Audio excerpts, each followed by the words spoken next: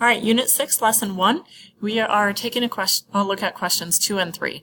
And so what we need to remember is that the sine of A equals the cosine of B whenever we're looking at these types of questions. So I'm going to write that down over here. Sine of A equals the cosine of B when A and B, A plus B, add to 90 degrees. Okay, so that's the main thing we have to remember to answer these questions. So what you should know for part A is that the sine of A has to equal the cosine of B when A and B add to 90. So you would just say 12 plus theta equals 90 and solve for theta. And then over here, you can solve for theta there. Over here you would say 2x plus x equals 90. Solve for x, okay, and I'm going to skip C, you can do that one. D would be theta plus 3 theta plus 10 equals 90, and solve for theta.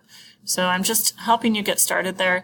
You know how to solve, and a theta, remember, is just like a variable, like an x, and so you would just combine those.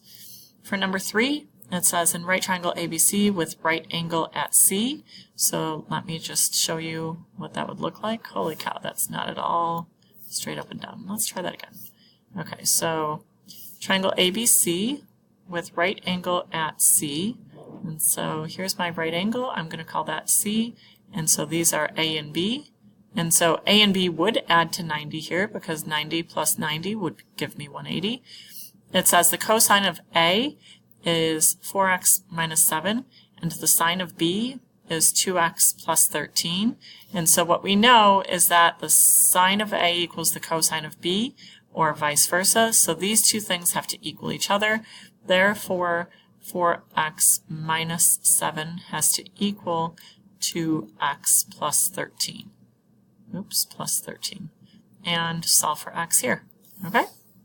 That's it.